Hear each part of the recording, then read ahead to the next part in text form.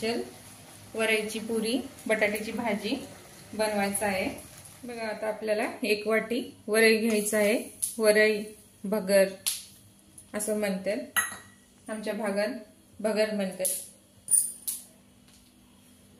1 वाटीला 3 ते 4 चमचे साबुदाणा घालायचा आहे। आता आपल्याला हे मिक्सर मध्ये बारीक करून घ्यायचं आहे।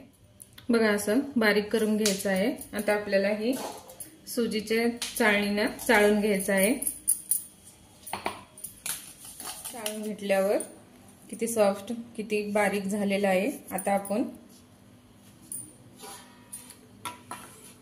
उकडलेले बटाटे खिसून घेऊ। बघा आता आपल्याला खिसून घेतलेले बटाट्यामध्ये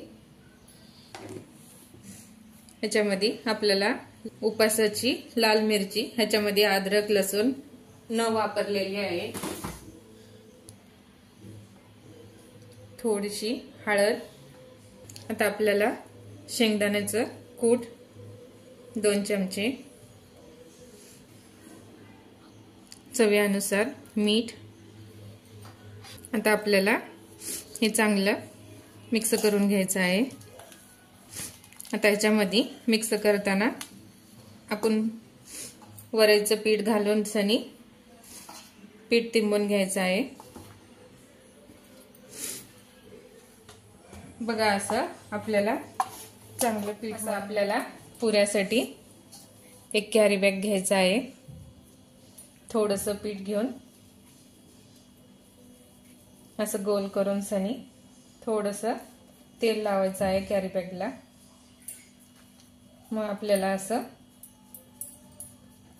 पुरीचा आकार द्यायचा आहे, असं गोल करायचं आहे।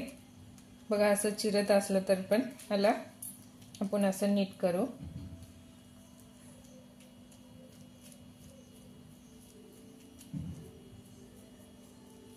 खूप पातळ पण करायचं नाही, थोडंसं जाडसरच ठेवायचं आहे।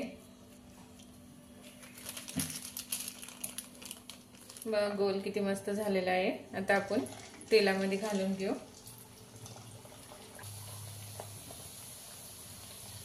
हे बघा एक साइडनं तळलेला आहे।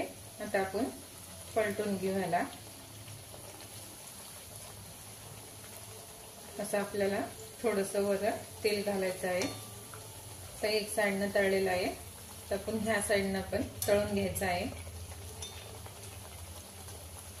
चांगलं खरपूस तळायचं आहे। बघा आता तळलेला आहे। आता आपण ह्याला काढून घेऊ। बघा उपवासासाठी वरईची पुरी तयार झालेली आहे। भगर खाऊन खाऊन आपल्याला कंटाळा आल्यावर आपण असं पुरी करून खाऊ शकता। रेसिपी आवडल्यास लाईक करा, सबस्क्राइब करा।